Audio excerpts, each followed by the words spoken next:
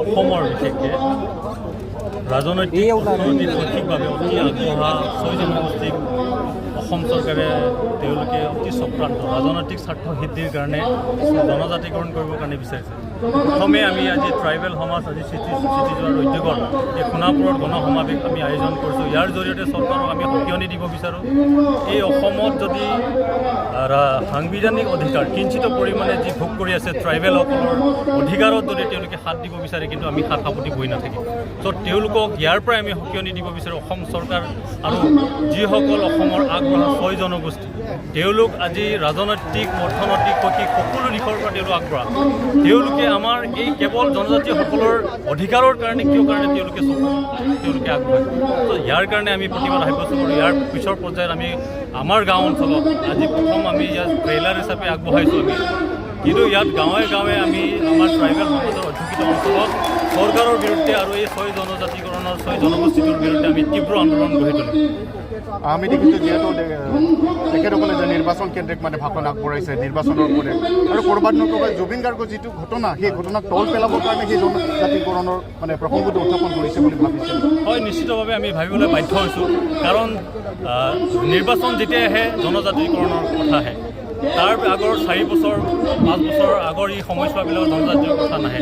গতিকে তেওঁলোকে এটা ইছ্যু লৈ পেলাই যিহেতু চৰকাৰ পুনৰ আহিব লাগিব, তাৰ কাৰণে তেওঁলোকে কি কৰিছে যে এতিয়া জুবিন গাৰ্গৰ যি ঘটনাক লৈ হত্যাকাণ্ডক লৈ পেলাই আজি অসম চৰকাৰে বিপদত পৰিছে। গতিকে তেওঁলোকে এই জনজাতিকৰণৰ যি চক্ৰান্তৰ মাজেৰে তেওঁলোকে পুনৰবাৰ আহিবৰ কাৰণে যি এনেধৰণৰ কাৰ্যসূচী হাতত লৈছে, যে ৰাজ্যসভাত বিল পাছ কৰাৰ কাৰণে যি তেওঁলোকে প্ৰতিবেদন দাখিল কৰাৰ কাৰণে যি ধৰণৰ কুচকাৱাজ আৰম্ভ কৰিছে, সেই কুচকাৱাজক আমি তীব্ৰ প্ৰতিবাদ জনাইছোঁ। যদি তেওঁলোকে এনেধৰণৰ এখোজ ইয়াৰ পৰাও যদি আগবাঢ়ে, তেনেহ'লে ট্ৰাইবেল সমাজ আমি 40 লাখ ট্ৰাইবেল সমাজ বহি নাথাকিম, হাত সাৱটি বহি নাথাকিম। যিহেতু এইখন অসম খিলঞ্জীয়া জনজাতিসকলৰ অসম, গতিকে ইয়াত আমি কোনো চৰকাৰ আমাক ইয়াত হাতব নোৱাৰে। আৰু গতিকে আমি এই অসমত আমি অসমীয়াৰ যি অসমৰ বসবাস কৰা যি জনজাতিসকলক তেওঁলোকে যাতে আমাৰ অধিকাৰত হাত নিদিয়ে, তাকে আমি দেখিছোঁ বিভিন্ন ৰাজনৈতিক কংগ্ৰেছকে ধৰি বিজেপি দলে হওক কিবাই হওক, তেখেতসকলে কৈছে যে 6 জনগোষ্ঠীক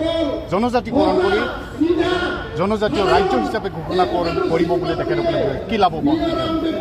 তেওঁলোকে আচলতে সেইটোত আজি এই যি জনজাতিকৰণৰ যি প্ৰচেষ্টা প্ৰক্ৰিয়া, সেইটো কংগ্ৰেছৰ কাৰণেতো আজি ইমান দিনে তল পৰি থাকিব।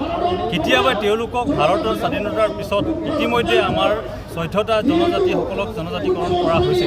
ইয়াৰ পিছত আৰু কোনো জনগোষ্ঠী অসমৰ জনগোষ্ঠীক জনজাতিকৰণ কৰা নহয় বুলি বাৰম্বাৰ মহাপঞ্জীয়কে তেওঁলোকক খাৰিজ কৰাৰ পিছতো, তেওঁলোকৰ ডিষ্টিংক্ট কালচাৰ নথকাৰ কাৰণে জনজাতিকৰণ কৰিব নোৱাৰে বুলি কোৱাৰ পিছতো আজি কংগ্ৰেছে কেৱল নিজৰ ৰাজনৈতিক গাধি তেওঁলোকে পুনৰ ঘূৰাই পাবৰ কাৰণে এই যি 1.5 কোটি প্ৰায় 1.5 কোটি 6 জনগোষ্ঠীক জনজাতিকৰণ কৰি পেলাই তেওঁলোকে শাসনৰ গাদীত বহিবৰ কাৰণে এই যি ৰাজনৈতিক স্বাৰ্থ সিদ্ধি কংগ্ৰেছ বা অন্যান্য দলসকলে কৰিছে, তেওঁলোকে এইটোৱেই মাত্ৰ যে গাদী সুৰক্ষা কৰিব লাগে, গাদীত বহিবগৈ লাগে। যিটো জনজাতিকৰণৰ কাৰণে যিটো 4টি বৈশিষ্ট্য থাকিব লাগে, 5টা থাকিব, তেখেতসকলক সম্পূৰ্ণ থকা বুলি এই 6 জনগোষ্ঠীয়ে কৈছে। সঁচা নেকি? তেওঁলোকে নিজে ক'লে নহ'ব। আমি সকলো জনগোষ্ঠীৰ জনজাতিত যি চাৰিত্ৰিক বৈশিষ্ট্য থাকিব লাগে তেওঁলোকে নিজে ক'লে নহ'ব, কিন্তু আমাৰ ভাৰতৰ মহাপঞ্জীয়ক তেওঁলোকেই ক'ব যে আছেনে নাই। তেওঁলোকে পৰীক্ষা নিৰীক্ষা কৰাৰ পিছত তেওঁলোকে ক'ব। আজি ইউনেস্কোৱে এই পৃথিৱীক যদি জীয়াই ৰাখিব লাগে, তেনেহ'লে ট্ৰাইবেলসকলৰ নিচিনা খাব লাগিব, ব'ব লাগিব, থাকিব লাগিব। এই কথাটো ইউনেস্কোই কৈছে, বিশেষজ্ঞসকলে কৈছে।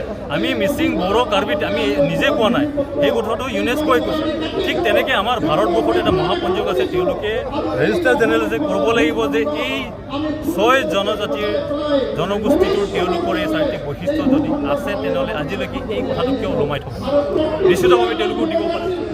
নিদিয়াৰ কাৰণটো সেইটোৱেই যে তেওঁলোকৰ সেই বৈশিষ্ট্যটো, তেওঁলোকৰ যি চাৰিত্ৰিক বৈশিষ্ট্য ফুলফিল কৰিব লাগে, সেইটো নথকাৰ কাৰণে দিয়া নাই। আৰু এবাৰ নহয়, দুবাৰ নহয়, বহুবাৰ এইটো আবেদন তেওঁলোকৰ খাৰিজ কৰাৰ পিছত আজি পুনৰ চৰকাৰখনে কেৱল নিজৰ ৰাজনৈতিক স্বাৰ্থ সিদ্ধিৰ কাৰণে আৰু বিৰোধীসকলেও গাদী পুনৰাই, কংগ্ৰেছৰ বিৰোধীসকলেও গাদী পুনৰাই দখল কৰিবৰ কাৰণে এই যি জনজাতিকৰণ আছে তেওঁলোকে কৰি আছে। যদি আজিৰ দাবীৰ পিছতো যদি চৰকাৰখনে যদি ব্যৱস্থা লয়, তেনেহ'লে অনাগত দিনত TMPকে কেনেকৈ অংশগ্ৰহণ কৰিব? আজিৰ এই সোণাপুৰ সমাৱেশৰ পিছতো তেওঁলোকে যদি এই ৰাজনৈতিক চক্ৰান্ত যদি অব্যাহত ৰাখে, ইয়াৰ প্ৰতিবাদত গাঁৱে গাঁৱে আমি প্ৰতিবাদ সাব্যস্ত কৰিবৰ কাৰণে আমি সকলো ৰাইজক আমি আহ্বান জনাম আৰু নিজে TMPকে লগতে CC2ৰ যিসকল মেম্বাৰ অৰ্গেনাইজেশ্যন আছে আমি সকলো একগোট হৈ পেলাই কেৱল TMPকে বা মিচিং বুলি নহয় আমি 40 লাখ জনজাতি লোকসকলে ওলাই আহি পেলাই আগ্ৰস্ত কৰিম আৰু এই অধিকাৰ কেতিয়াও আমি খৰ্ব কৰিব নিদিওঁ জনজাতিসকলৰ ৰাজ্যৰ কাৰণে আমি ওলাই আহিছোঁ গতিকে এই আন্দোলন আমি যিদিনালৈকে জনজাতিকৰণৰ যি বিধায়ক খাৰিজ নকৰে সিদিনাখন আমি